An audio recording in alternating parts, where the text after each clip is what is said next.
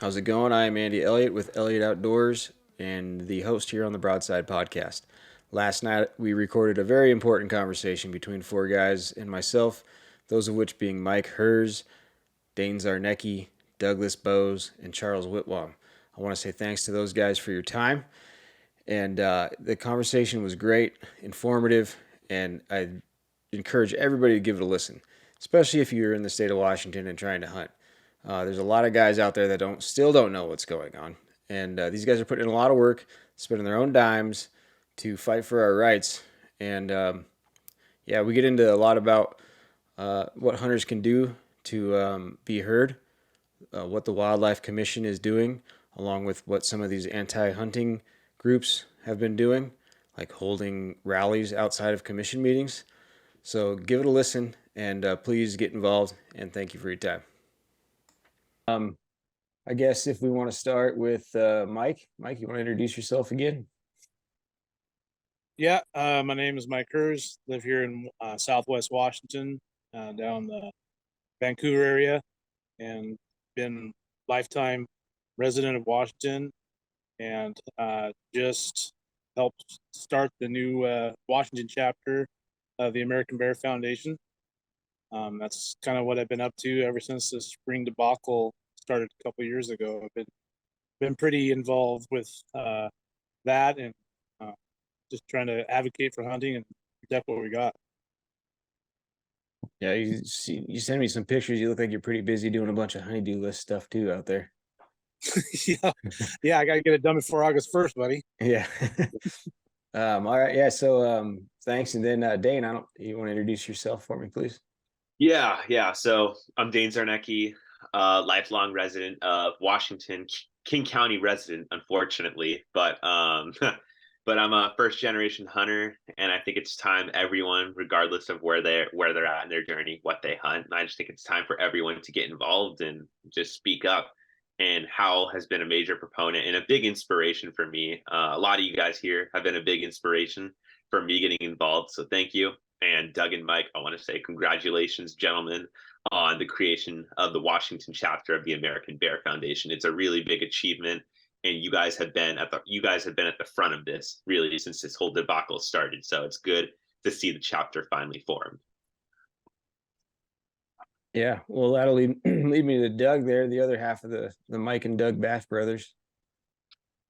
Thanks, Dan. Hey guys, my name is Douglas Boze. I'm the author of The Ultimate Guide to Black Bear Hunting, and I'm also the acting president of the Washington chapter of the American Bear Foundation, which could not have been done without Joe from the national chapter and several other people. There's been a lot of work and time involved for the last probably 2 years trying to get that going.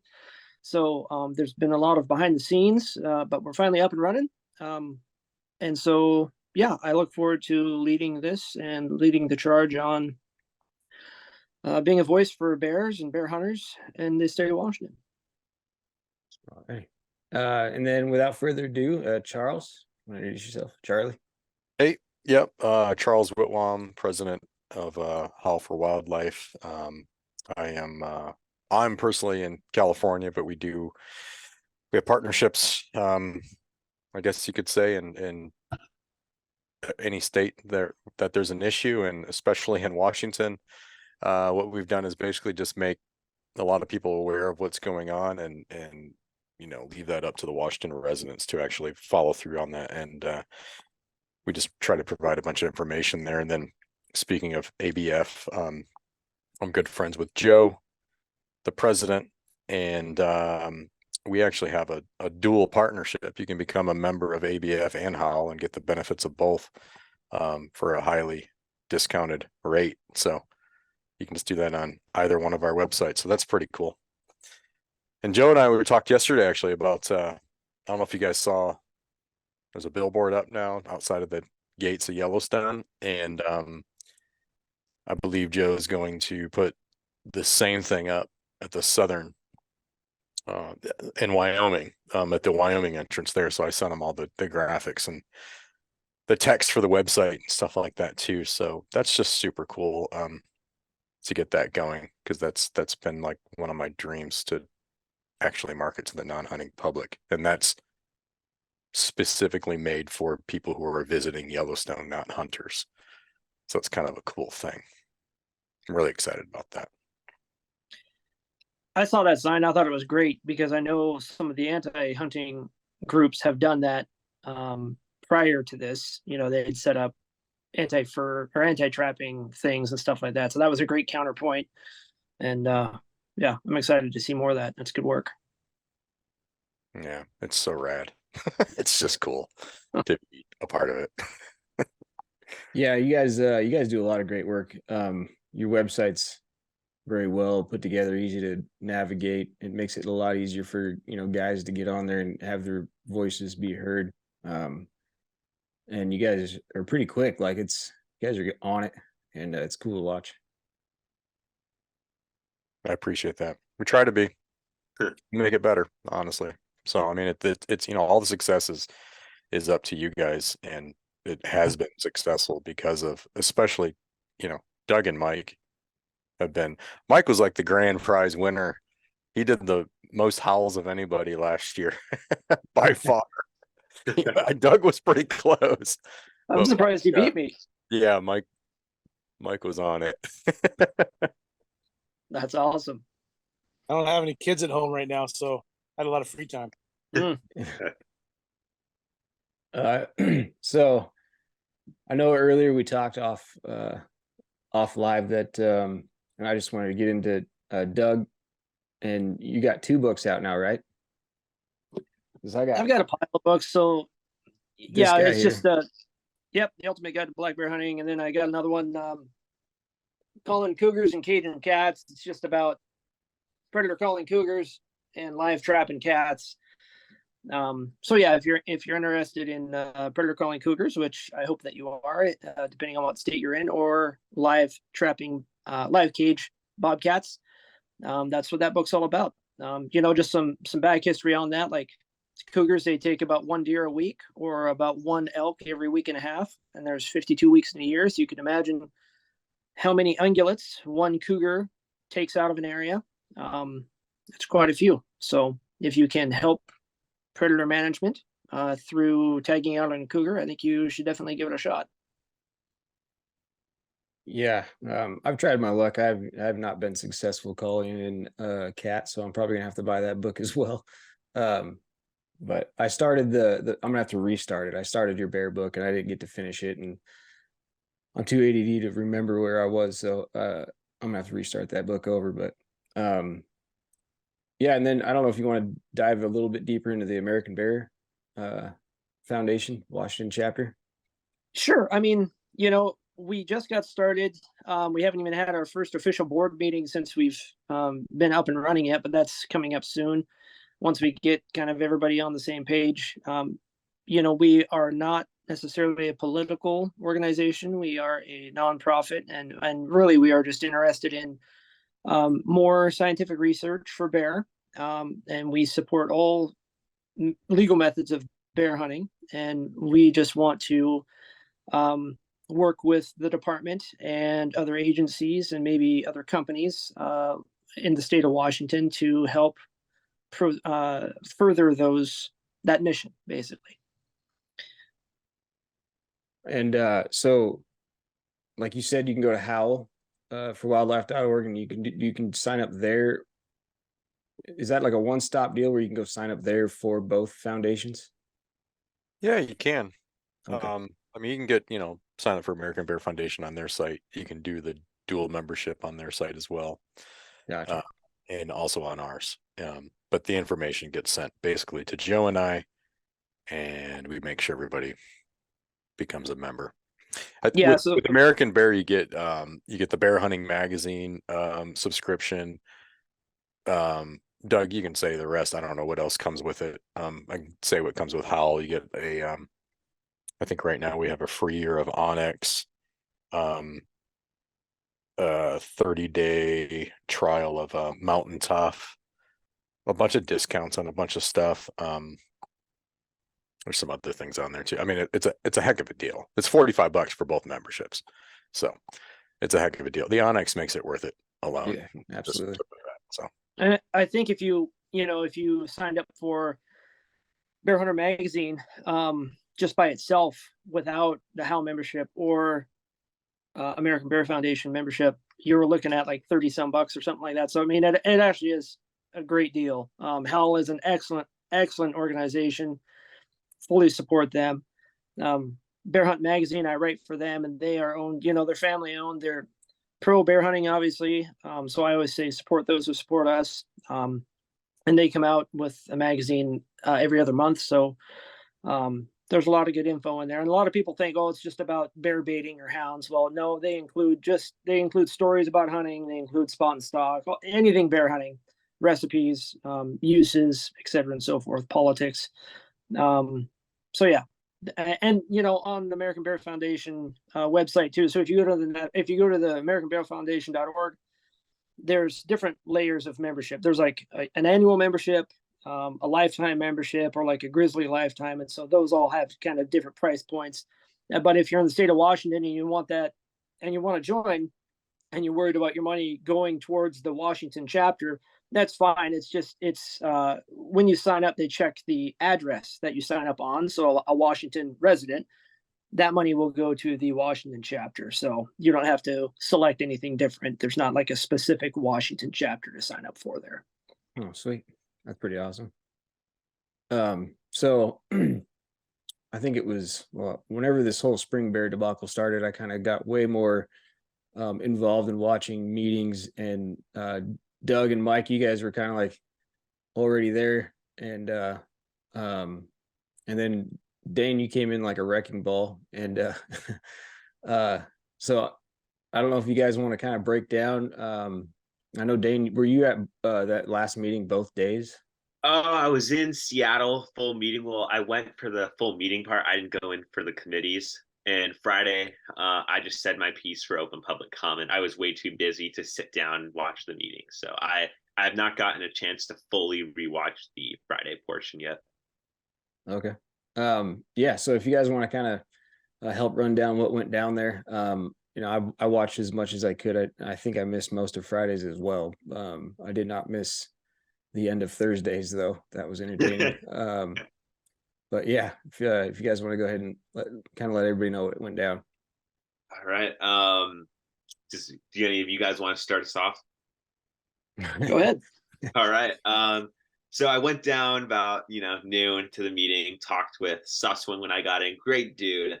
He is just hilarious, and he's doing his best under hard circumstances, and he's a pretty good director. So I chatted up with him. Then the meeting started. So there was a big presence of antis at the meeting, but there wasn't as big of a presence as they thought. Having that meeting on a Thursday and Friday completely derailed their plans, because they were planning on hosting this. They did host a week-long event called Howling for Change, but they hosted that one, but it was not as big as they thought it was going to be, because it was during the week. And in general, like, even if it wasn't during the week, I think the showing was just not what they thought it was going to be, but they had a lot of people there, and it was from a lot of different groups. Washington Wildlifers had a big showing. I think they had, I want to say, the biggest showing out of everyone. And the meeting started off talking about Colorado wolves. So that's kind of a big issue right now. And they talked, and Commissioner Smith talked about a wildlife conference she went to. And I want to say, yeah, it was Colorado. And she was approached by someone from Colorado. I can't remember whether it was someone from the governor's office or their Fish and Wildlife. And that ended up upsetting Commissioner Linville, because she was under the impression that Lorna was speaking to these people as if she's representing the commission. And there's been no word from Inslee's office about the whole wolf thing yet. But from what I've heard is that Colorado and Washington have a close relationship. I mean, Idaho and Wyoming, they turned down Colorado's request. And the tricky thing is, so wolf PSR was being discussed, but the problem is they can't give Colorado wolves unless they downgrade them to sensitive. And it's something, Inslee has not made an official comment on it yet, but it's something that you can tell the department wants to do, but at the same time, they would be upsetting a lot of people. So definitely puts them in an interesting position, that's for sure.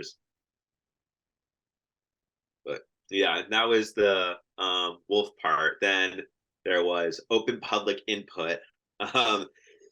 Very interesting how that went. So first, I just want to say hunters really showed up. I was really impressed with it. Charles, you were a big part of it. Howl was, and I went back and watched open public comment, and according to Commissioner Linville, hunters outnumbered the antis. There was 15 hunters or pro people, like people against the conservation policy, and there was 13 antis. And hunters, they did really good. There was a representative from RMEF who showed up, great dude. And then there was a guy he's in the Army right now on active duty, but he took the time out of his day to show up, stood there, stayed for the entire meeting. Great dude. And there were some highlights. There was a physician who wanted a full flat out ban of hunting, talked about the physical and healthy benefits of veganism. So I remember that one. Yeah, that was crazy. Don't forget about the frog guy. Oh, the frog guy. Oh, Yeah. Oh, Lord. that was funny. But then a big part of that meeting was that Washington was a shining symbol for the world, you know. It was like, okay, we need to, like, Washington should lead the world in conservation, and we're so happy this policy is doing that. And that was a big part of it, you know, just wanting Washington to be the leader. And hey, we're not following California this time. At least Washington's doing its own thing. But so that was a big part of it. And they spent a lot of time applauding the commission for meeting in downtown Seattle. I think every speaker applauded them for meeting in Seattle. They were very, very happy about it. Something that I was like, okay, at this point, it's just getting over the top, you know. I don't think needs to be that big of a deal made about it, but that was pretty interesting, just the way, you know, that they reacted about it. And I got called out 3 times. So the first time was this WWF lady. So in my speech, I was like, hunters foot the bill for conservation. It's been proven. And then she turned to me in the middle of her speech, because like I was in the front row, and she like, we pay bills too. And then Inslee's advisor showed up to the meeting. I think she worked in the department with Baker. She's one of the people who had a hand in the policy, I believe. But she, in her speech, she said Inslee's very involved with the commission, and he's taken a special interest to the goings on of it. And then she turned to me in her speech, and she's like, this policy is not anti-hunting, it's pro-hunting. And she's like, I would not be supporting it if it was anti-hunting, because I'd be, you know, pissing off a lot of family members. And then she turned to me, because in my speech I said, many commissioners still have yet to take hunter's ed, highly recommend it. Then she turned to me and she said, that is a very good idea, I'll definitely be taking it. And, you know, I like to have the best thoughts, you know, and see the best in people. She did come up after the first public input to shake my hand and say good job, and I like to see the best in people, you know. But that was nice of her. And in my speech, the first speech I just called out, hey, this is what's going on, you know, like there's not a lot of public trust. And after public input, Chair Baker, she ran up to me after the input, because I quoted something she said during her I'm trying to think of the Senate hearing. Yeah, the confirmation hearing. It was the quote, right now we have so few. It was basically saying we have so few wild space. We don't need to be recruiting or retaining anyone to go out there. So I quoted that. She ran up to me and she's like, hi, I'm the one who made that comment.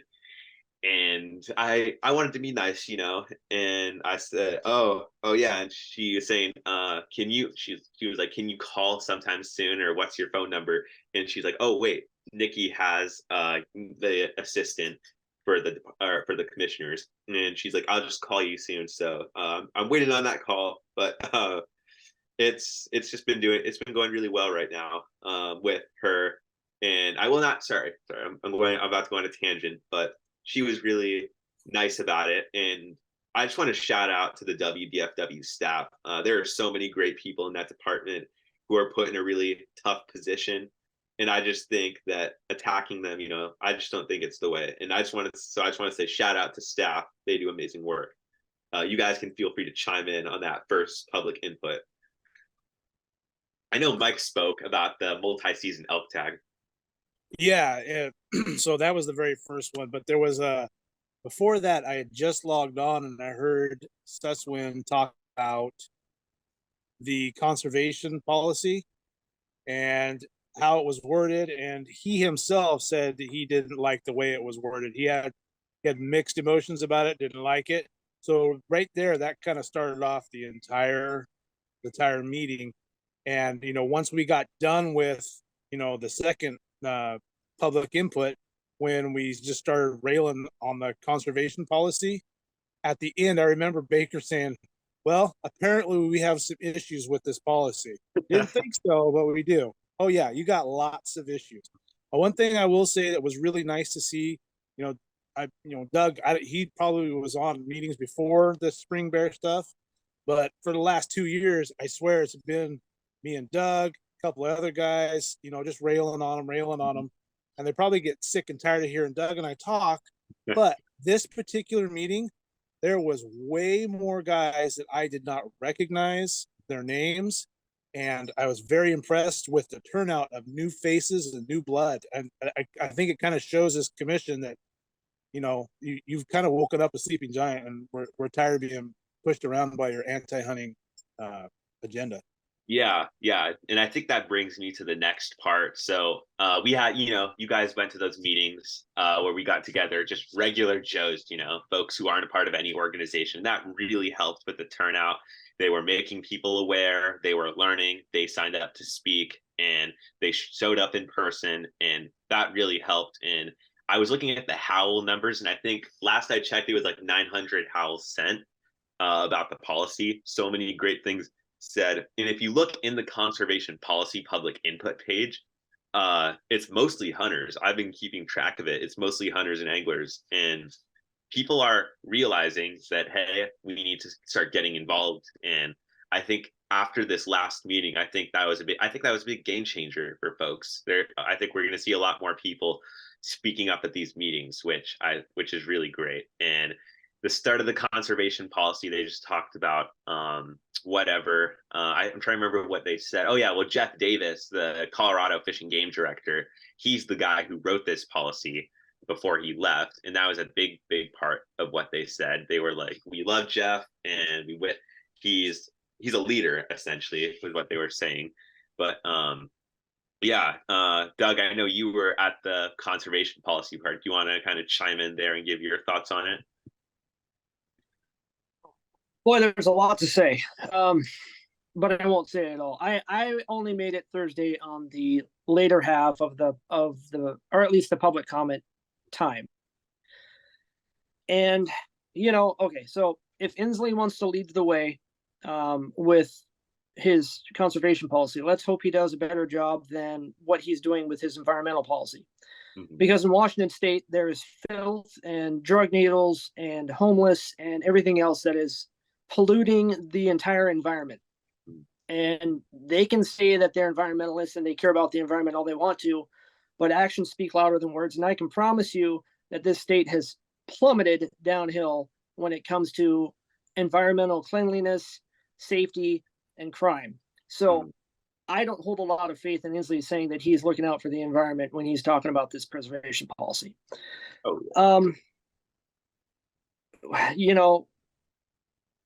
I agree in the fact that it was good to see new blood, or at least fresh blood. So if you speak at these things long enough, you kind of hear the same names. You hear my name, you hear Mike, you hear Charles.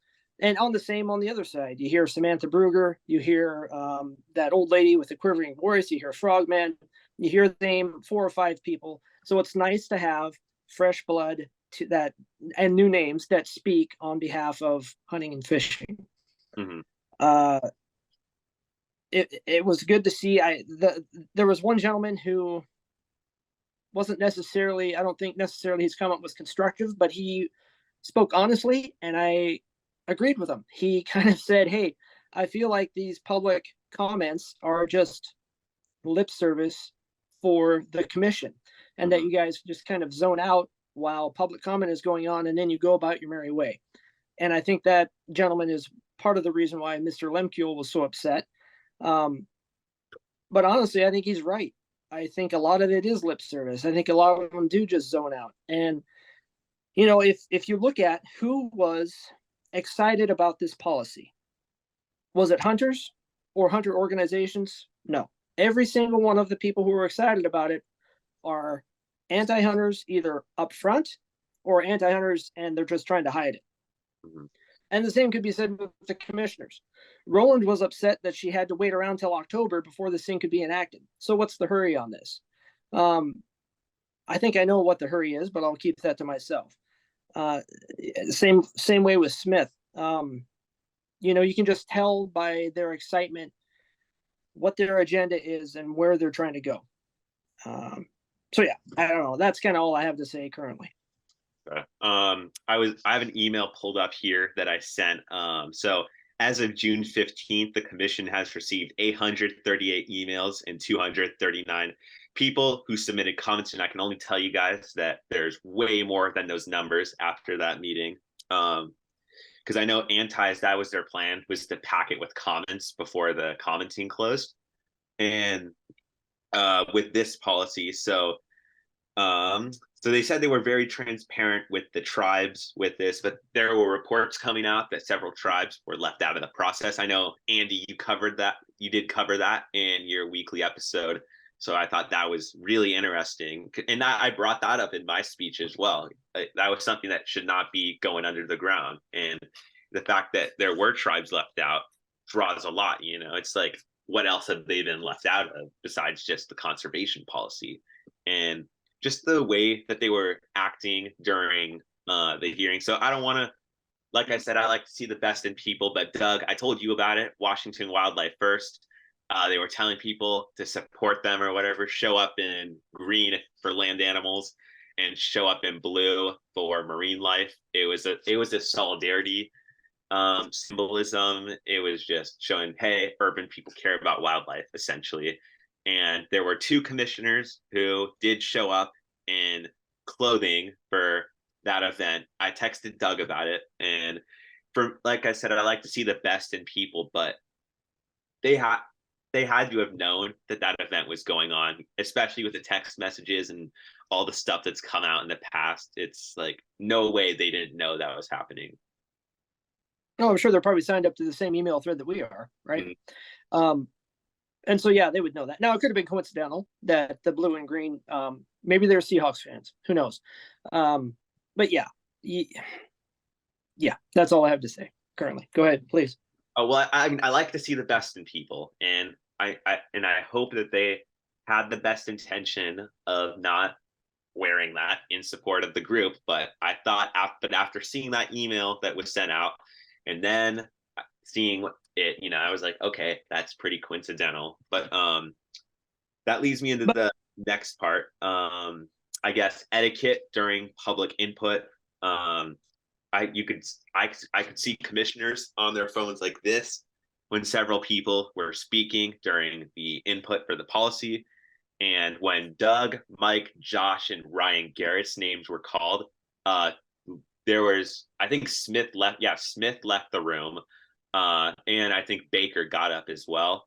And it was, and because they won't get up during in-person commenting, but to get up when there's virtual speakers, regardless, I think that's kind of rude, and it just shows that, well, maybe it's showing that to some that they don't care. And I was just like, okay, there's no need to leave the room when these specific people come on, and so that you could tell they were ready to get out. Doug, did you want to say something? My thoughts on that are, I understand, like, if you need to get up and use a bathroom or go get a cup of coffee, something to that effect, but it wasn't a very late, it wasn't long before their previous break.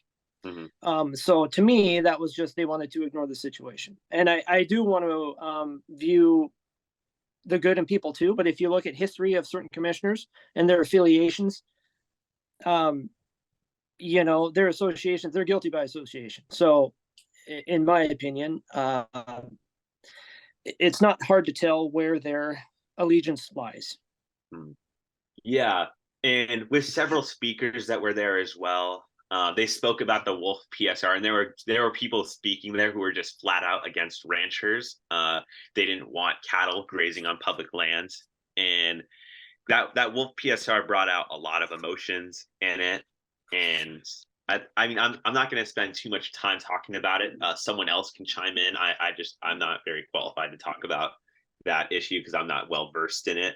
But and then WWF, they said that they love the policy, and something that was brought up a ton was that they believe that we treat wild animals as props and treat them like agriculture, and they wanted the word harvest to be retired. And that was the part where I'm just like, okay, that's like, is that just a political a PC term now? Like, what's the deal with that? And Carl Barner, yeah, that was the guy, great dude, who really pressed some buttons. He was a great guy.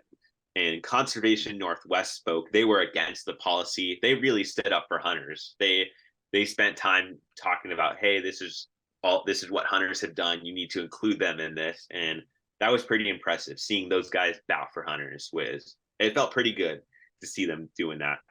And then another highlight, feel free to chime in, but they were talking about mountain lions, and there was one guy talking about a mountain lion encounter in Lake City, and he said it wasn't a big deal. They didn't think anything of it. And then it got to the point where they're bashing rural counties because they were like, oh, these guys don't manage mountain lions well if they're having all those problems. And these people clearly don't want mountain lions on the landscape. And that was the part where I'm just like, that's kind of an ignorant statement, because the mountain lion situation over there is very different. Do you guys have any thoughts on that one? Yeah, so that guy and the lady from Clickitat almost derailed my entire public comment when they were talking about that lady talking about Clickitat. She's on there every month talking about how they're killing all the cats and there's none left. And if they were killing that many cats in that county, at some point they would stop. They would run out of cats. So either she's exaggerating, or they're not killing that many cats. She at every freaking meeting, it's like nails on a chalkboard. Her and that other lady that Doug was talking about with the shaky voice. It's just like, I want to get up and go to the bathroom when they start talking. So if anyone wants to learn more about that, who's listening to the podcast, go check out, I think it's called, I forget off the top of my head, Living with Cats or something to that effect, but it's Giannis Patelis off of Meat Eater. And so it's on the Meat Eater YouTube page, and he follows a Washington Department of Fish and Wildlife tracker who hazes cougars over in the northeast corner. And he talks about the massive increase that they have had with cougars, cougar problems, and et cetera and so forth since the 96 banning of hounds. So that's on the ground, boots on the ground. That's somebody who deals with it every single day. So you can learn a lot from that, not just somebody who is trying to push a political activism via public comment. Mm-hmm. So yeah, it's with Bart George. It's an awesome little short film. Oh, it was great. It shows how hazing is not working, because they got within like 16 feet of a freaking mountain lion, blasting radios and everything else, and the thing was still sitting there because they have it on GPS. And the only reason they knew it was there is because it was on collared GPS. They didn't even see it. Because everyone that they catch, they collar. So yeah. So before this meeting, and while this whole thing, the conservation plan was being developed, I did meet with some others, with Barbara Baker and with Myers. I missed most of the Myers meeting though. And there was a lot of questions to Baker. She answered them the best that in her way, I guess. It's so vague. This conservation policy is very vague. There isn't a lot of meat to it. We're not sure why they need it. Like, what does this accomplish? Why it's so important. And to second what Doug said, you got to look at who's supporting this, right? So if this is pro hunting, and it's conservation in its definition, and its dictionary definition term. Washington Wildlife First and all these other anti-hunting organizations wouldn't be for it, right? Exactly. We got to understand what's going on with definitions. When they give the definition of conservation, they're changing it from what the traditional dictionary definition of conservation is. You will hear groups like Washington Wildlife First and so many others now call themselves conservation groups. That's what's going on. They're co-opting these words to make them sound, to get away from preservationists and all that. And they, so that's a great tactic that they use all the time. We're not quite sure the questions to ask of this draft policy because there really isn't a lot to it. So we were kind of waiting. So like our whole messaging and everything was just, it's going to be hard to pick apart this conservation draft policy until the commissioners talk more, because they do like to talk and it's one of their issues. And once they talk, they let out a lot. And then we have something to work with. And there's a lot of things, there's a lawsuit going on that there's a lot of stuff I wish I could, speaking of cats, a lot of cats I wish I could let out of the bag, but we can't right now. That'll just come later, I guess. But anyway, back to what I was talking about. Our whole email thing that we were sending was just, let's just show as many different conservation success stories over the last 100 years to show what true conservation is, and it through sportsmen. So the recovery of antelope and buffalo and the blue puffin and butterflies and habitat and white-tailed deer and elk, there's thousands of them. Because we really we got to dig in to what their point is with this whole thing. But keep in mind, it's very important to understand the groups that are for this conservation policy and why would they be for it. With the wolf thing, I didn't know where that was going to go. I'm actually very surprised at where it went. I was very surprised at what Lorna Smith said, because she was just like, off the bat, we don't have time for this. And I'm like, interesting, because I was fully expecting them to be for this because of the relationship with Jeff Davis, who was on staff at WDFW, and now he is the director at Colorado Parks and Wildlife. The fact that the governor of Colorado and the governor of Washington, more importantly, the first gentleman of Colorado, and his relationships with anti-hunting organizations, very strong relationships with anti-hunting organizations, and Governor Inslee of Washington. What's going on is Colorado needs wolves. And for them to get them from Washington, which I'm just like, where are they going to go with this? Because a few months ago, there was legislation on the table to essentially change how Washington wolves change the definition of recovery, because they're fully recovered in 2 zones. In the 3rd zone, they're not. There just isn't wolves there in the West Coast, but there's a ton on the East. And that legislation was bipartisan, but it was opposed by the same groups that are for the conservation policy, and the same groups that even opposed their downlisting in this latest meeting. But I wasn't sure what the commissioners were going to do. I was really surprised at Lorna Smith and a few others saying, we just don't have time for this. But then it turned into, well, there's rumors that the governor is interested in this. And I'm like, okay, they're letting something out of the bag. They're talking. Here they go. There's rumors that the governor has interest in this. Maybe we should just discuss this later. And then they went sort of back and forth, talking very vaguely, almost in code to each other, like, maybe we should leave this on the table, kind of a thing. But basically, at the end of the day, they need to downlist them to send wolves to Colorado. Now, on one hand, are there not enough wolves in Washington and we can't do anything with them? Or are there too many now and we can send them to Colorado? That's going to be an interesting conversation that they have. Very, very interesting. But I was really surprised at what Lorna Smith said, to be honest with you. Hopefully Colorado doesn't get the wolves. Now, Rocky Mountain Elk Foundation, every sportsman's group is for downlisting wolves. But a consequence of that is sending him to Colorado now, possibly. It's a sticky situation. But now with what the commissioners have said, and we've seen who've come out in support of the conservation policy, and we saw what Lemcool said at the end, and Baker like cut him off, was like, dude, stop talking right now. Because you're getting too mad.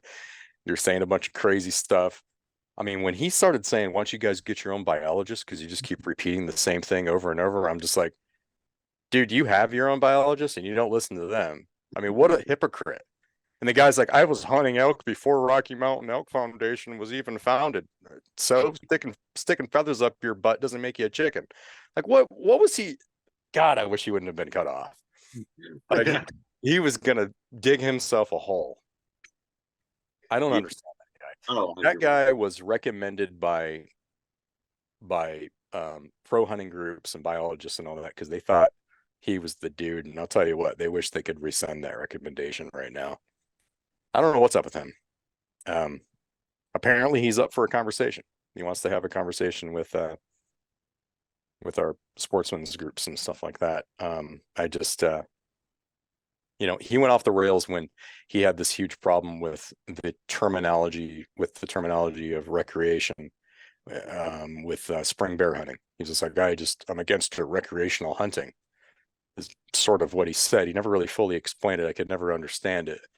But he said it'd be for management hunting, but that goes against the mandate. That goes against the law of what the commission is supposed to do. So I think he's off his rails. He's just making up his own rules, It's sort of like we're dealing with, Star Wars senators here or something. This is like, they're the kings and queens. I don't think that's what the commission is supposed to be comprised of. I don't think that's its purpose. It seems like what it is that they're doing. The more they talk, I'll just stop. There's a lawsuit, so. Well, I love the Star Wars references, that's for sure. I think it was like Thursday morning when somebody said that they were against making decisions on social science over natural science, or right? Whatever. Yeah. And then he grabbed the mic and basically said, well, we can do that because we did that with the spring bear hunt. And in so many words. And I was like, what did you just say? Like, yeah. Oh yeah, he definitely said that one. So here, sorry, let me pull it up again. So I think the big highlights of public comment, Will Christensen spoke. Great dude. He's a first generation hunter. I'm sure many of you guys are familiar with him. Just awesome guy, respectful, got to the point, and he did a great job, man. So and he showed up in support. So I was really happy about that one. And a special highlight, I told Charles about it. Howl got called out during public comment. They spent 3 minutes going on about that one because they are very concerned about all of the good work Howl's done. They brought up the impact Howl has made in Oregon, South Australia, and California. And WWF, they're like, Howl's trying to turn hunters against you and trying to divide the public, and they provide financial incentives, all this stuff. And I'm just like, wow.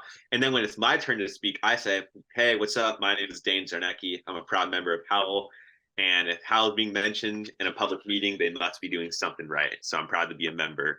But now it's just crazy. Like, you can tell they're really concerned about Howl and all the hunting groups rallying their members. They really are. I haven't heard that yet. I've been told Mike was texting me. You were telling me there's a bunch of things I have to go back and take notes on in the meeting. But from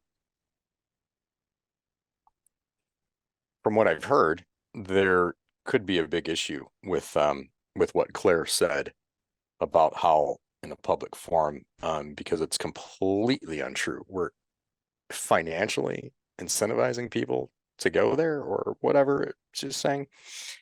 I'd love to know who is being paid to do that, because we're certainly not paying anybody. I still haven't paid myself a dime in a year and a half of this.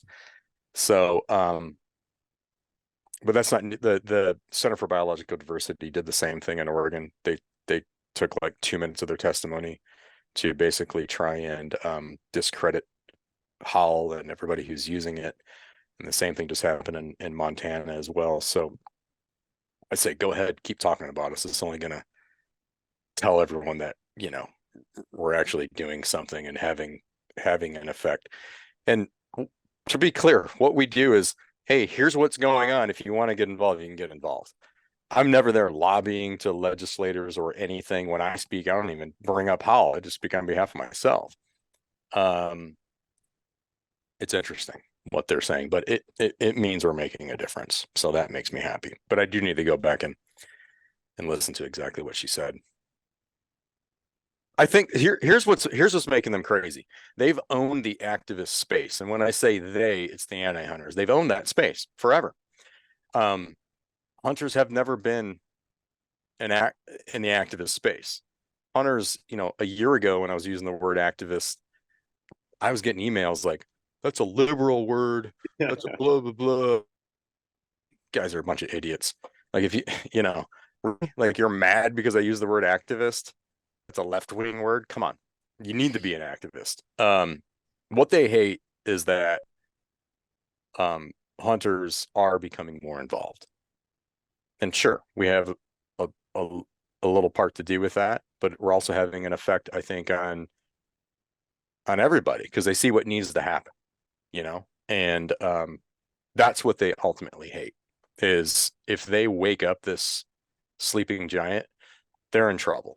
They haven't yet, believe me. We've got a long ways to go, and it's kind of sad still. You know, it's like pulling teeth to get people involved. I thought I could lay off Washington a little bit because I thought there was all these hunting groups involved. And frankly, it's frustrating me because they're just not. Like, you don't hear a peep from them. I'm not afraid to say that. It's just, it kind of pisses me off. But whatever, we'll keep doing what we're doing. And what's cool is this is individuals, you know, like Dane and Mike and Doug, Andy, everybody. These are individuals that are just like, we've had enough. We can go speak for ourselves. We don't need anybody else to speak for us. That's essentially all Howl is. It's just, well, here's what's going on. So at least you know. So it's cool. Something's happening. Yeah, they've been so used to going unopposed for so long that that's really what I think we should, so they're going to try we and, should you know, whatever. Go ahead, Doug. I didn't mean to interrupt. We shouldn't fail to mention that I forget her name off the top of my head. I think it was Kim, but she was a previous commissioner. And she spoke Thursday against the policy. Very well spoken, by the way. And so anyway, we shouldn't forget her. I appreciate her taking her time to do that and coming as a ex-commissioner. To me, that speaks a lot. Yes. So it was good to see her do that. So if she's listening, thank you. Speaking of people getting up and walking away, I heard that when she did speak, a few of the commissioners got up. Oh yeah, did walk away then, and Kim has been in strong opposition of this conservation policy. We have quotes from her on our action, but it's like, this is preservationist. This is dangerous to true conservation. It's something to that effect. Because this thing's been drafted and written a few times since 3 or 4 years. This has been, or maybe even more, this has been in development. And, you know, Kim was brought in by the governor. She was a part of the Audubon Society. And she just paid attention to what was going on, and she's become pro hunting because she understands that it's actually true conservation. It's kind of cool what kind of happened with her. Yeah, she's then they ousted her. yeah. Once she woke up, that's when Inslee was like, all right, I'm done. Let's time to appoint someone who agrees with me. Yeah, she's the epitome of don't judge a book by its cover. Very, yeah. And so public comment, I would say hunters really did show up. I think like I said, there's more work to be done, and I'll say this: now is not the time to give up. if that's how mad they got, you can tell, like, they don't like hunters speaking up. Back in March, Baker made the comment, she's like, we're hearing from a lot more hunters now than we've ever heard from, something along the lines of that. So what we're doing is working, and I just don't think now is the time to let up. But I would say the concern that I have is, so October, they're trying to rush a lot of stuff through. So they're supposed to make a decision on black bear timber damage, which I believe could lead to spring bear season. And then the conservation policy is supposed to be decided. And then according to Smith, they're trying to finalize the new game management plan and the 3-year hunting seasons during that October timeline. And that's just like, oh, whoa, that is a lot of stuff being decided just for one meeting.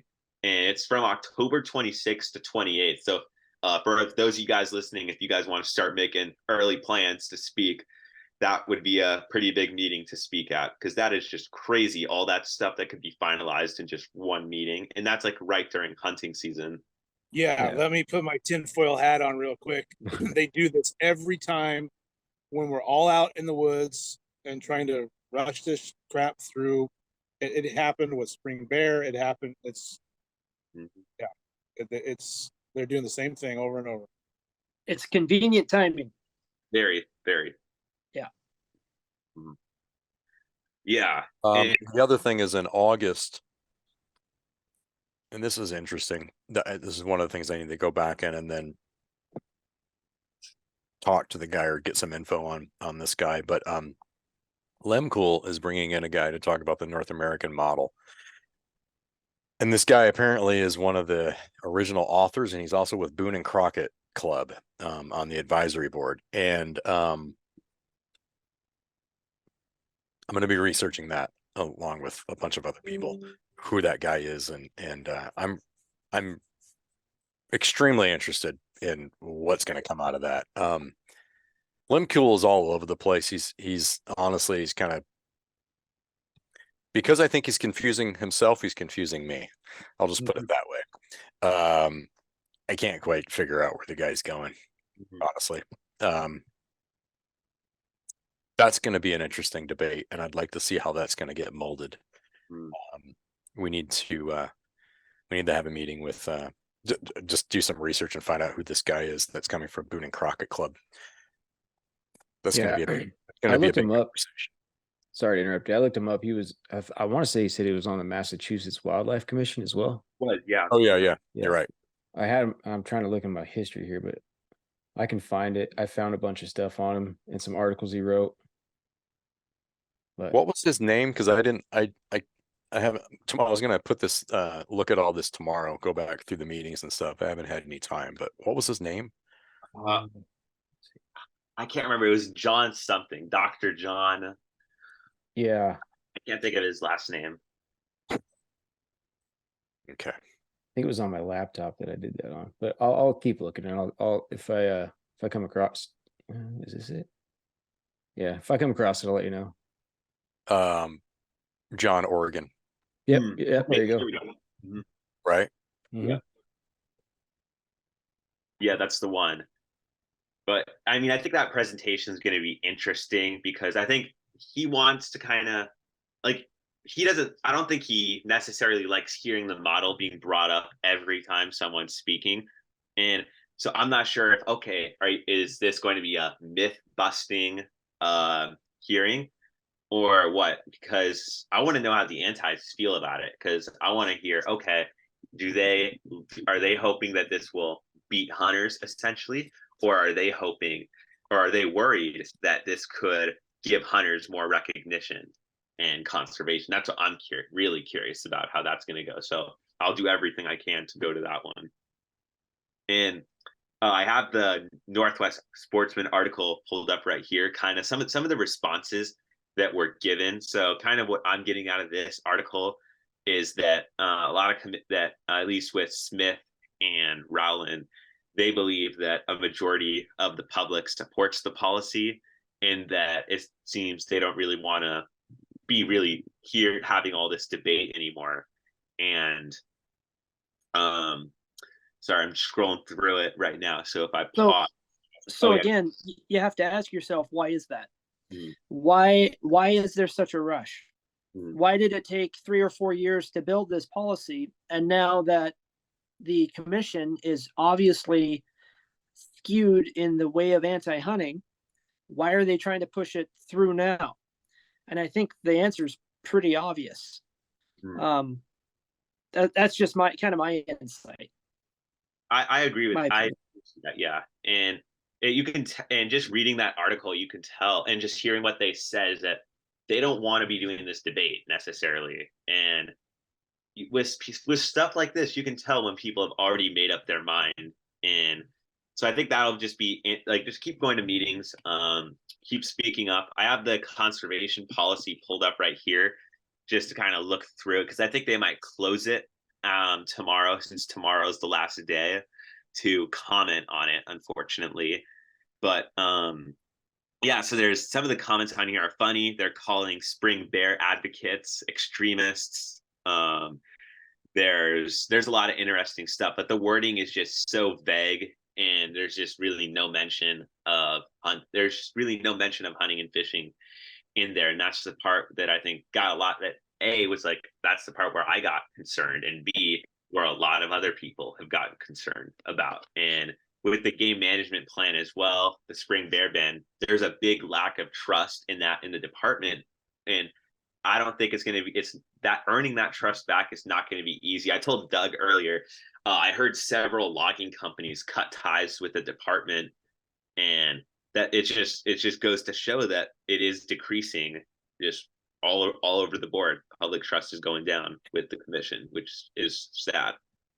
If you look at what they did with spring bear, they ignored GMAC, they ignored the tribes, they ignored logging companies, they ignored all these groups, and then they went and did their own thing. And it's rinse and repeat. They are currently ignoring GMAC. They are ignoring the sportsmen's foundations that they're supposed to be working with. They are ignoring the same groups that they did before, and they're just gonna keep trying to push that thing. Now, this isn't wording to discourage people from commenting, but it's just showing a pattern, and a pattern of behavior with certain people on the commission. And yeah, I think if you pay attention to history of the commission, it's pretty obvious what's going on.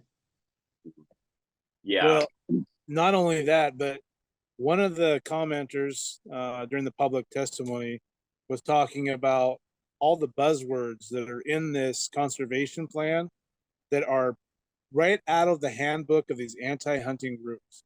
I mean, all these little catchphrases is, what was the Intrinsic value. Intrinsic value. Really?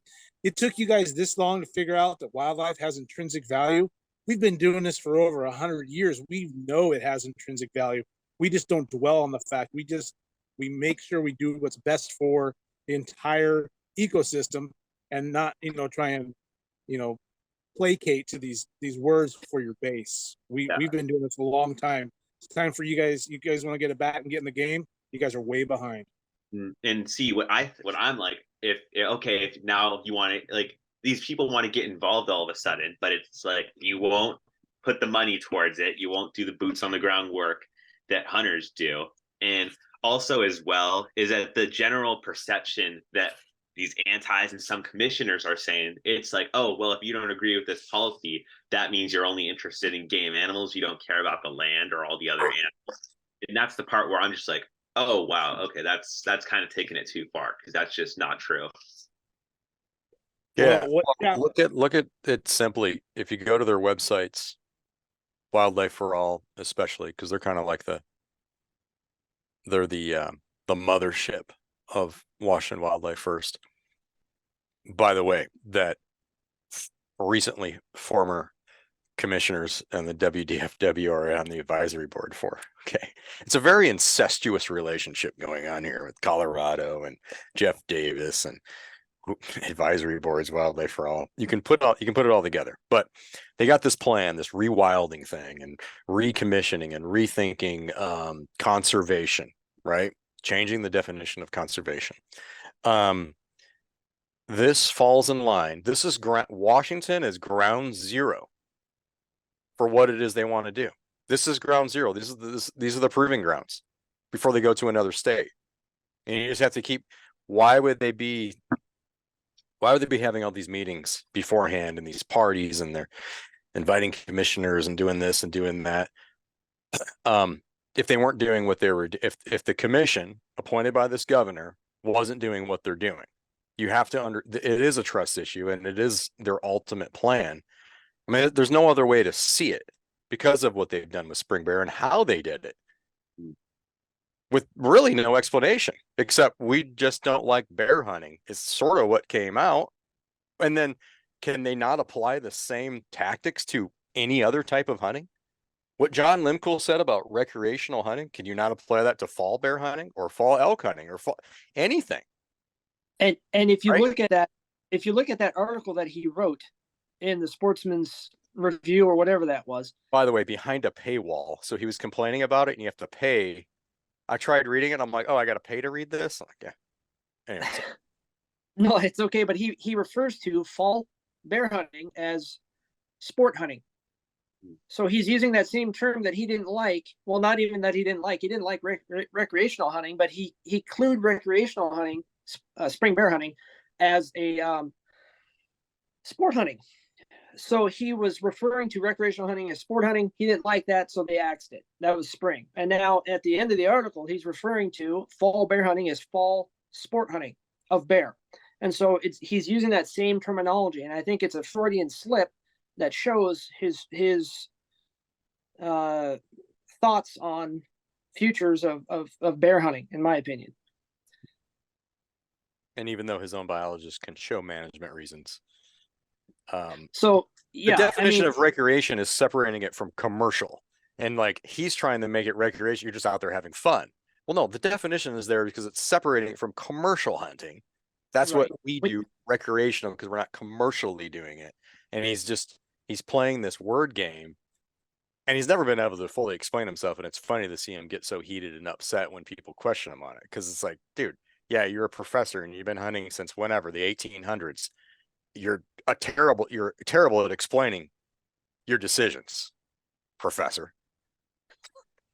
I mean, sorry, you just are. Otherwise, people wouldn't keep asking this. It doesn't make any sense. I'm not a stupid person. I'm not extremely smart, but he's doing a really bad job at explaining his position. Well, yeah, when you go to sign in to buy your tags online, it's recreational or it's commercial, right? There's two choices. It's a legal definition that we have in the state. Yeah, and he's playing word games, and it's like, how do you? Yeah, it's so frustrating. I feel like dealing with the commission. So I don't know if you've ever been lied to in life, and you know that the person is lying to you, but they don't know that but and they keep feeding you that lie. That's the way I feel like when I hear the commission talk. It's like, I know that you're not telling me the truth because your actions show it. Your emails show it. Right. Your past affiliations show it. And so, I mean, like when that one guy had said that during the public comment, he's right. Yeah, I don't know. It's irritating to get lied to when you know that they're lying. Yeah, and then get win on the rules, like the biologist recommending the spring bear hunt, and then they just take it anyway. It's like dealing with toddlers. Right. Yeah. And we still don't have a state lead carnivore biologist because of that whole situation.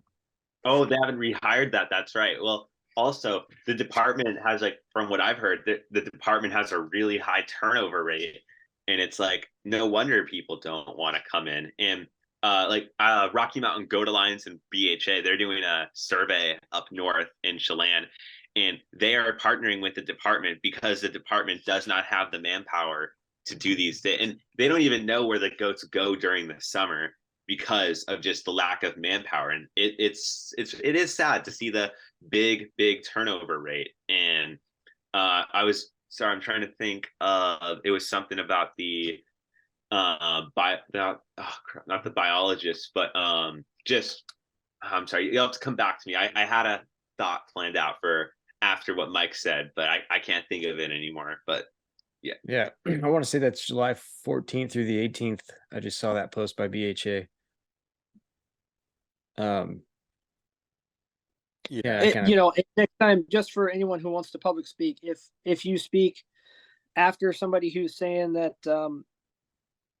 that non-consumptive users of nature give financially just as much as hunters do. For example, in Utah, they had a governor's tag this year, and that was for one deer tag that was $500,000. So if you have a bird watcher who's willing to pay $500,000 to go bird watching, I would love to see it. But that, you know, that's just one. That's an extreme example, but it's a proper example. I mean, just this year alone, I think I've spent probably $500 in tags and special permits and everything else. So again, you know, it's easy to counter these points. There's really not an argument to stand on, honestly, with comparing non-consumptive users to hunters financially when it comes to contributions. Yeah, No, I think you're the biggest tag 100%. this year was 750,000 for the Arizona tag. But also he doesn't want me bringing up his name, but one of my main contacts in Washington has also told me when, you know, there's an argument that like 3% are hunters and they pay for 20%, right? That is not including, they will not include Dingle Johnson in that. And when you include Dingle Johnson and all this other stuff, it's somewhere closer to like 49%. mm-hmm. And why they won't consider that, I don't know. Why they won't answer me or anybody else when we ask about these polls that show that Washingtonians are against hunting or against bear hunting or whatnot. Where's that poll? Can we see the poll? I've asked that so many times. I've seen one from, because it'd be really cool to know, like, oh, who wrote it up and what did the poll say? Was it perhaps biased at all? Did it have some misinformation in there? No answer. But the commission has brought up this poll many times. No answer on where this poll is. Can't look at it. They just talk about a poll that was given to who? The email list of Washington Wildlife First? I don't know. Just well, as we're making stuff up. I mean, I'd love to know that. Well, WWF, they did their own poll, and I'm going to be honest, it's probably really skewered their own poll. But then WDFW did their own poll. That Kelly Susswin, he was the one who authorized that poll. And when you look at their poll and you look at WWF's, it's like, okay, something isn't adding up. This is what a government agency is saying, and this is what, you know, another non-government agency group is saying. So it's like the results are clearly skewered in favor. Yeah. Hey, Charles, you're 100% correct on that funding, because I've gone down that rabbit hole a ton. And that's one thing that I've brought up in a couple meetings. I'm tired of them always saying, you know, the taxpayers pay comes from the general fund. Well, whoop-de-doo. We all pay into that. But like you said, we go above and beyond. We're paying way more than they do. They're doing the bare minimum, and they're doing with a tax that everybody has to pay. So they're not even going out of their way to pay the tax. They have to pay the tax. It's such a weak argument that they have that the taxpayers are funding the conservation in the state. It's a joke. Well, the WWF lady, she's like, hunters don't pay for hunting, we pay for it. And keep in mind, this is the same group of people that refused to vote in the backpack tax, which would have, I can't remember what it was, but essentially it was this tax for, you know, non-hunters, and these are the same people who voted it down. Well, and the backpacking companies didn't want that. They were vehemently against that, and I'm not really sure where I stand on that. But I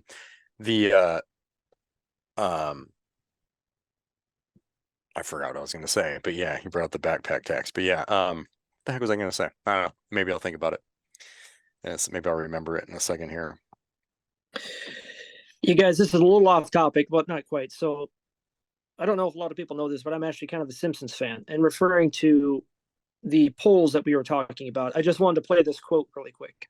Mr. Simpson, how do you respond to the charge that petty vandalism, such as graffiti, is down 80%, while heavy sack beatings are up a shocking 900%. Oh, people can come up with statistics to prove anything can't. 40% of all people know that. Yeah, exactly. That's a good one. That is a good one. That's what popped in my head. Yeah. That is a good one. And I think as well, just look at WDFW data, look at what these other groups are saying, because I'm going to go with whatever I'm not saying don't trust, well, I'm going to go with what the government's saying versus another group. So keep that in mind whenever listeners are reading polls, if it's WDFW. But yeah, that's what I got to say about those polls. I'd just like to see the poll. Yeah. What were the questions? Well, and what was the audience? If Washington Wildlife First is polling their members, naturally it's going to be 85% against spring bear or whatever it might be. Yeah. You know, it's just like if the NRA polled their members, hey, are you against gun control? Well, obviously I'm against gun controls. I'm an NRA member. So yeah. Oh, I remember what I was going to say. They're trying to separate. Okay. Man, and this gets pretty deep. Okay. They claim that hunters are saying they pay for conservation through Pittman or Robertson. And I think it might have been Claire that said this, I'm not sure, but she said it's actually recreational shooters. Mhm. Which is true, right? Because a lot more people just shoot, buy ammo, buy guns than necessarily hunt. Now there's a crossover, of course, and there's a crossover of anglers and all that. Nobody really knows the true numbers here. But she tried making that separation where it's not hunters that are paying, it's just people that are buying guns and ammo. And that it brought up so many dangerous points. And okay, first of all, it brought up why sportsmen, hunters, anglers, shooters need to be united on this front. And like what happened last year with Representative Clyde's Return Act, which would have taken away Pittman Robertson. It's funny because Wildlife for All, they were for that bill passing, which is crazy that they'd be for something that came from Andrew Clyde's mouth, a pretty staunch Republican out of Georgia. But they were like, this is what we want. This is the division we need to get this done. And in the commission, when I was driving, I was either driving or I was in a cabin in between guiding or something. I was listening in and I was like, here she goes. She brought that up. And it's really important to pay attention to those things because they want to divide hunters and anglers and recreational shooters and all that. And she was making the claim that hunters pay for all this when in fact it's not all hunters. And it's actually sportsmen who pay for all this. And it is why we do need to be united on this front, because come on, you guys think they're 2A? So when they're done with hunters, they're going to be cool with all the people who are buying guns and ammo and all that. I have my reservations on that. I doubt it. So divide and conquer. Don't fall for it. Yeah. Yeah, Hey, it's Charles, whatever happened with that? Because I remember seeing that on the Howl action page, and that thing just kind of went away. It just went away. It didn't gain the support that he thought it was going to get. That's what we He want. got, you know, I got pretty pissed off at a few people, but no, he got bashed. He got bashed at by quite a few groups on that, and shooting groups as well. You know, ammo and SSF came after him. You know, so that yeah, he got bashed pretty good on that. I listened to the podcast he went on. I think it was Florida Hunt or Fish was the podcast, and I'm just like, this dude dug himself even further.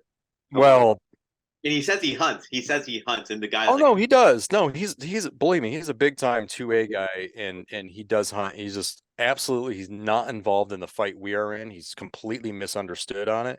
And he was on Field Ethos's podcast, and I was not happy with them, to be frank.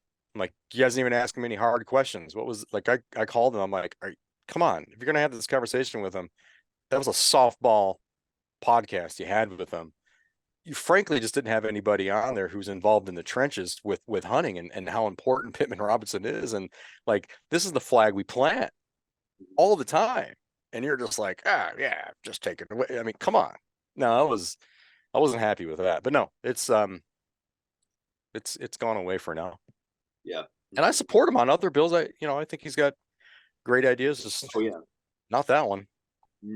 Not We have to be issue based. Like, tribalism has to go out the door, and this goes for everybody. There was a bunch of really great bills in Montana this year, and because people in groups didn't necessarily like the senator who was bringing forth this bill, they're like, oh, we're just kind of against the bill. That's sort of what was happening. And it's like, it's a great issue, an amendment to right to hunt, to protect all of the methods of take, and you're going to be against it because you disagree with this guy. Like, you're shooting yourself in the foot.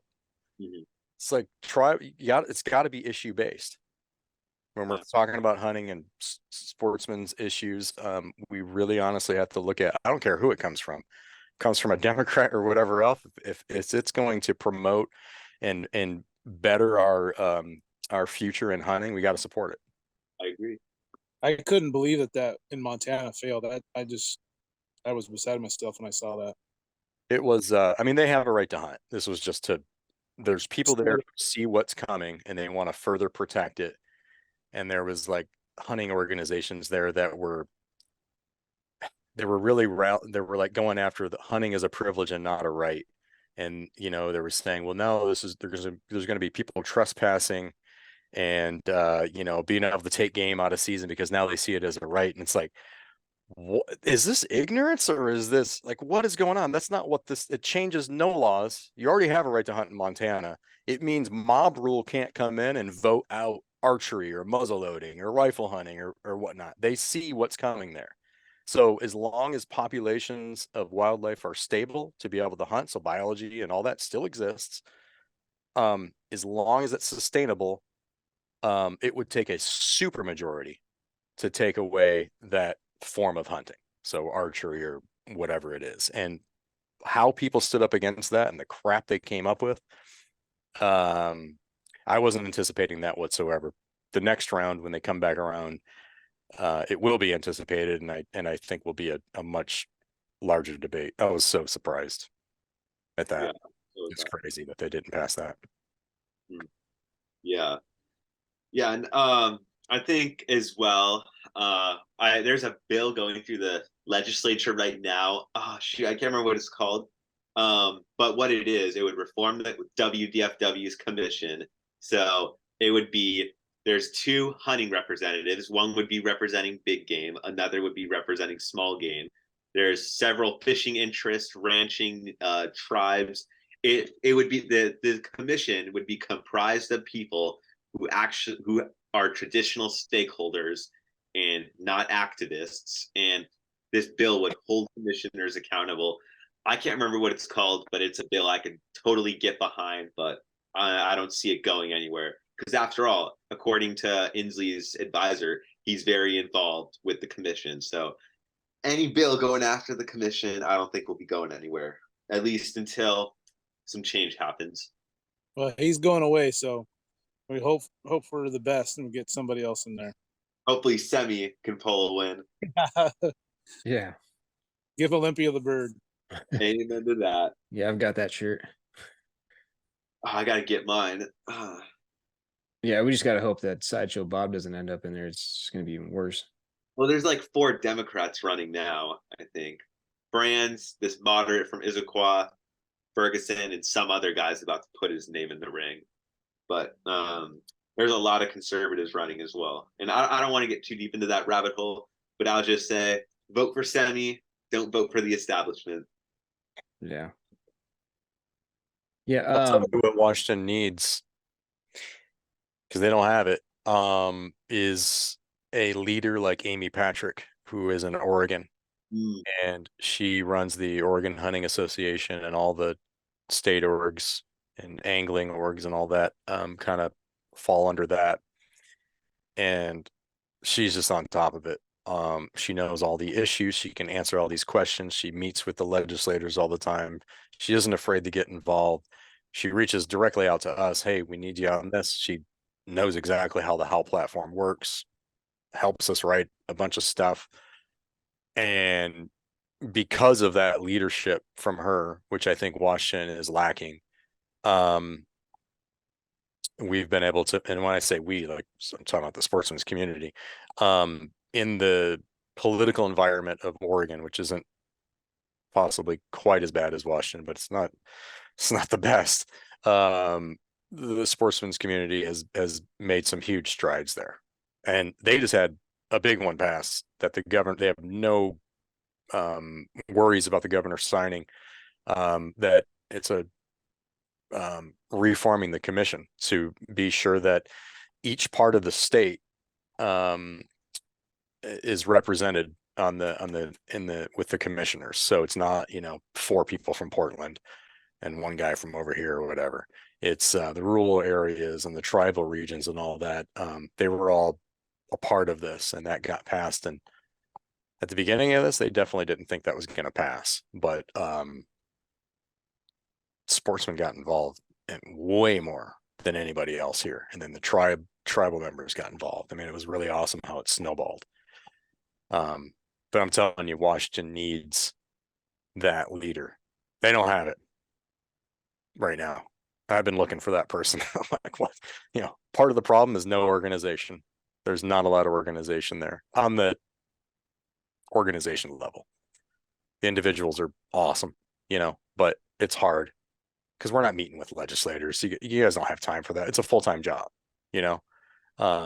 you're not meeting with commissioners and reading all these bills, and you're there for everything. And it's just, Washington is severely lacking that leadership.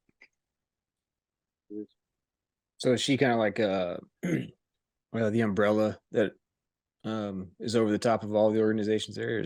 Yeah, I mean, she's not. I don't think she's considered a lobbyist.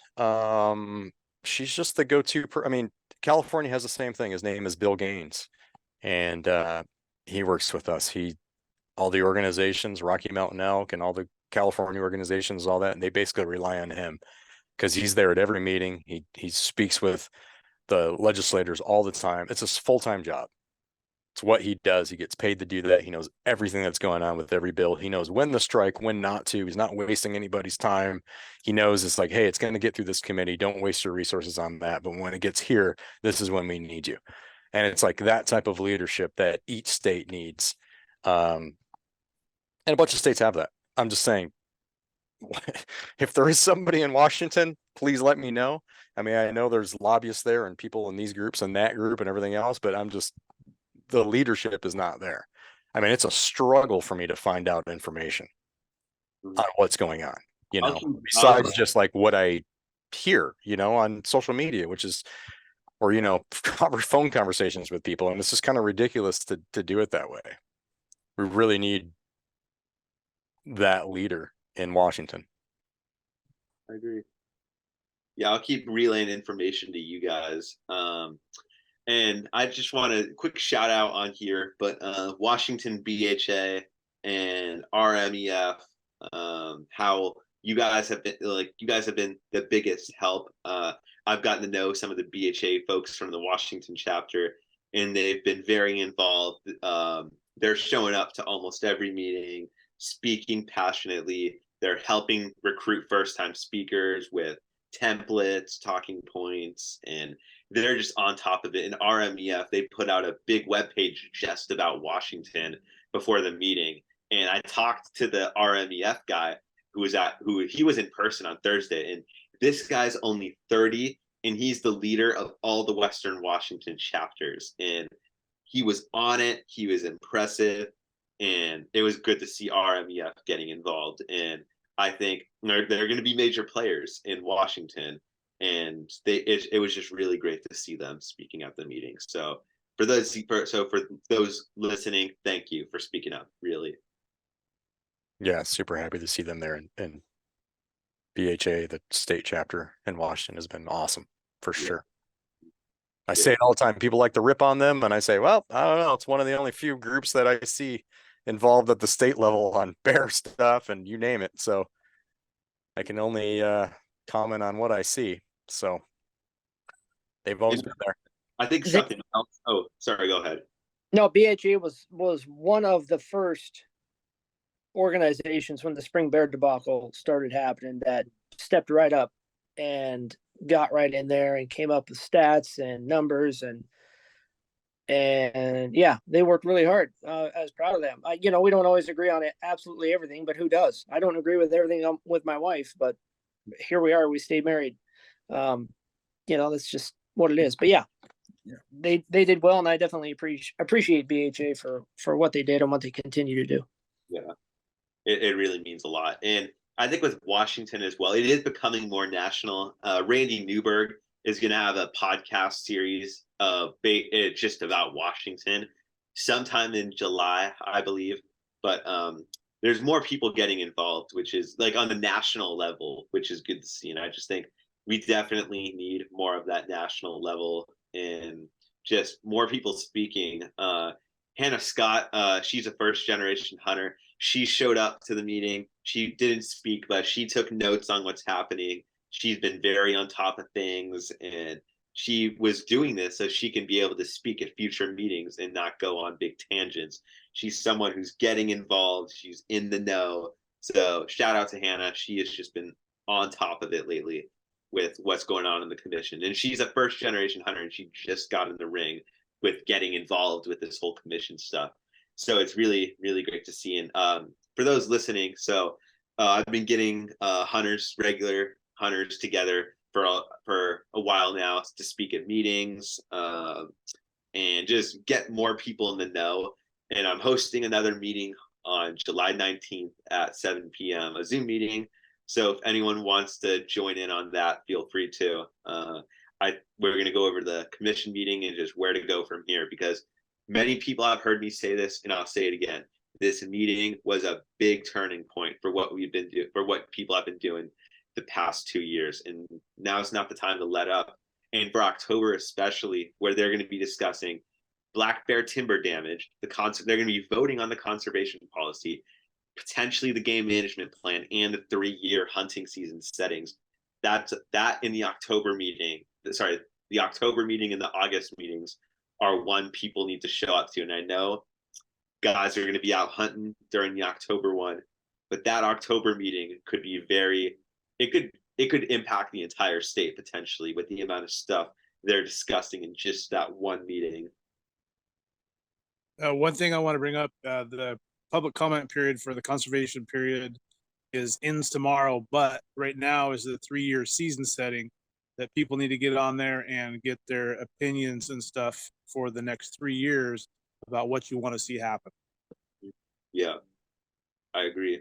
I haven't got a chance to write mine yet. I only wrote comments about bear, but I got to get on the deer and everything else on there because it could really impact what decisions they make.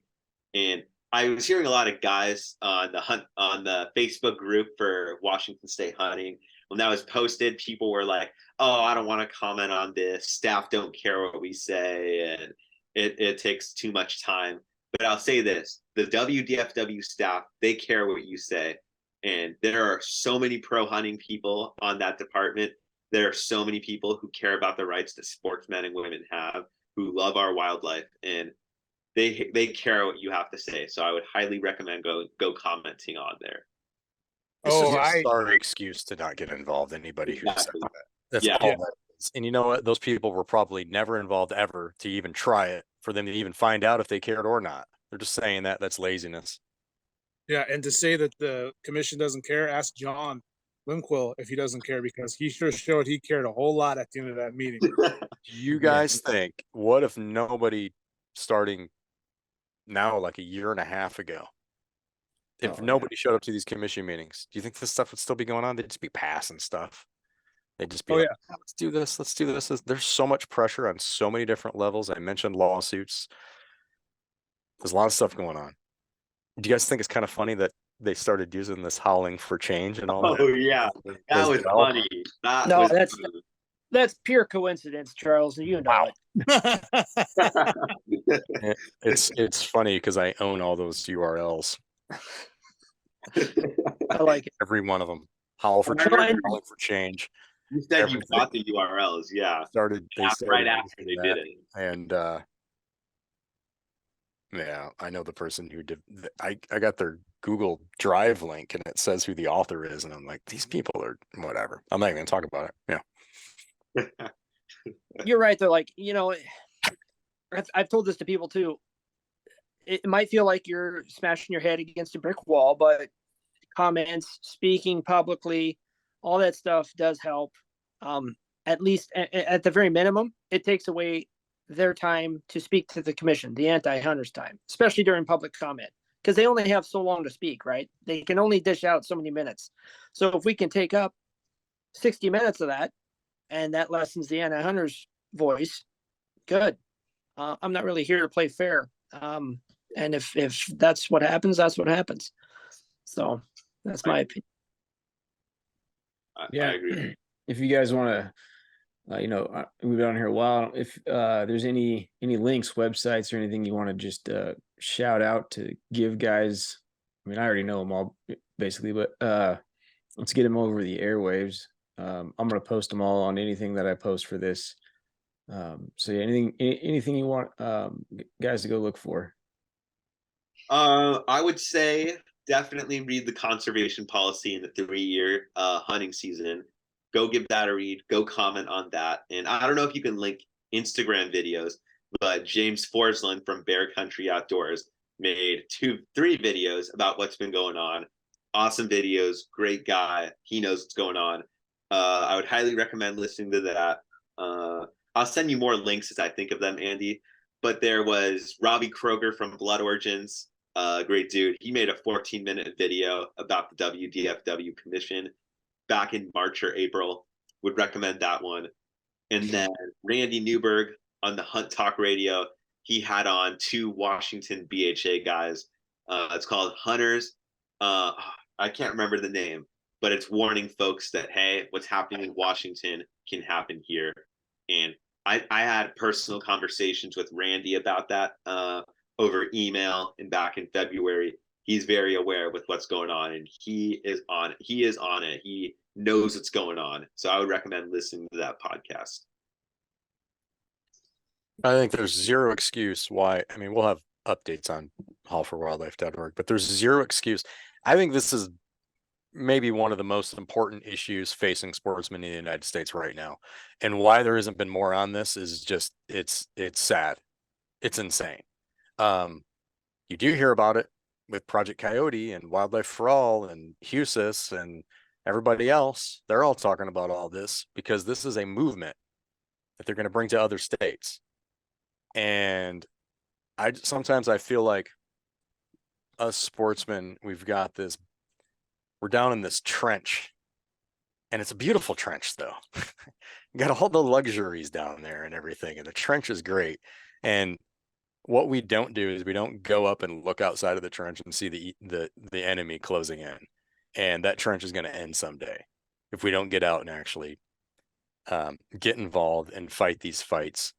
And as a nationwide whole, it drives me crazy. And it's not specifically their fault. I just look at things as God, what's the state that we're in? And I see, this knife and this guy partnered with this, and they're selling this, and this guy killed 3 hogs, and now he has a TV show. I'm like, holy crap. Like, can we just settle down for a second here? Like, we need to rethink what it is we're doing, or we're going to get the shit kicked out of us. And we have it good. I mean, hey, we still have a lot of hunting and all that, but things are changing. Cultures are changing, and we're not even responding to any of it. We're not even giving the 100 years of success stories that we have. We're not sharing that stuff to the general public. We're not even trying. And it's BS. It makes me sad. That's what I really think we have to change. Yeah, it might be wrong to say, but it feels like too, like a lot of the companies that benefit from us hunting are pretty quiet on all of it. And they might not know exactly what to say and all that kind of stuff, but I'm just saying, so I don't want to just blame them, but we got to figure out a way. I'm trying to say this politely. But with this issue that's going on, why this isn't talked about everywhere and why people across the nation aren't talked about and why there wasn't 1,000 people in Seattle. I thought things like that were going to happen with, apparently more organizations getting involved in Washington, and it's not happening. So we have to continue the fight as individuals, and, something will break. Randy Newberg gets involved more, or Cameron Haynes, or whoever, something's got to break here. Meat Eater's doing a podcast on this. I think they recorded it actually Monday. Good. I don't know if it's released yet, but that's through the grapevine. I heard that. Good. But you're right. I don't hunt ducks, and I don't hunt ducks in Michigan. But if something comes up in Michigan to where they're trying to take away waterfowl, you can bet I'm going to be howling about it as soon as it comes an action item. Yeah. If we are hunters or fishermen, it doesn't matter the take or the method or the animal. We have to speak up in defense of everybody in the United States, Canada, wherever it might be, Australia. As hunters and fishermen, we have loud voices if we just band together and do it and not fractionalize our interests and pit each other against each other, because they're united in anti-hunting, right? They want to get rid of all hunting, waterfowl, trapping, everything else. We got to do the same. I am a pro hunter, meaning I want to keep all hunting. As far as websites go, I'll put in mine real quick, AmericanBearFoundation.org. You can find me on Boze and Bears on Instagram. If anybody has any questions, especially for those who want to comment or they want to know when the meetings are, it's real simple because I get that a lot too. People are like, hey, when's the next meeting? Hey, what's it about? Where can I comment? Just Google WDFW Commission and it'll come up. That's the commission, who they are, when the meetings are. Upcoming meetings, previous meetings, you can see what's recorded, what's been said. So just use Google or get a hold of me. But yeah, I mean, that's a real simple way of doing it. So yeah. Thanks, Red. My Instagram's DanCZ05 if anyone wants to reach out to me and chat about that as well. Yeah, I try. I'm trying to figure out and see if it's actually going to help. I did a little trial run with his last meeting and streaming the meeting through my Facebook page, so that anybody that's on like the Hunt Washington, I can share it to the whole group, and they can just click on my page and watch the meeting there instead of going trying to make it even easier. And I think like 2 people watched, which I was messing around with it trying to get the mic, the audio and stuff to work. It was basically just a trial run, but I don't know if that's. I'm gonna try it again next time, see if it helps, but. And I think it will, yeah. And I think as well in that group, like I know Mike did a post about how I did one, and mine got 6 likes, and then a post complaining about not getting the Eniat deer tag got like 100 likes, and I'm just like, priorities are in the wrong place. They really are. I'm sorry, and I know how guys must feel, but it's like we can't. That's just how I feel about it. Priorities can't be in the wrong place. And I don't know how people find that more interesting over what's happening on the commission. Yeah, I don't know. What about you, Mike? You got anything? No, I'm just over here trying to make some changes. If anybody wants to get a hold of me, my Instagram handle is @HerzMike. Real simple. All right. Well, I'm gonna make a run for your guys' title with those howls this year, though. So you guys better watch out. All right. Thanks, Andy, for letting us come on. Thanks for letting me come on again, man. It was awesome to chat with you. Doug, Mike, Charles, great to chat with you guys and really talk about what's going on in Washington. And the more traction this gets, the better. And Andy, thank you. I know you gave up your Thursday night for this, man. Thank you so much. Yeah, I'm not doing much. I'm just surprised one of my little gremlins didn't come running in here asking for food. But Charles, thanks for your time. I appreciate you coming on here. Same with you, Doug, Mike, Dane. And any way I can help, we got to get people woken up, because I feel like it's a big domino that they're trying to push over, and I think it could start cascading across the state with what they're trying to pull here, or across the country rather. Yeah. Well, appreciate you having me on too. And you're right. So people get get loud, get active, and email and call. Amen. All right. You guys, thank you. Have a good night. You guys You do. have a great night, gentlemen. Much appreciated.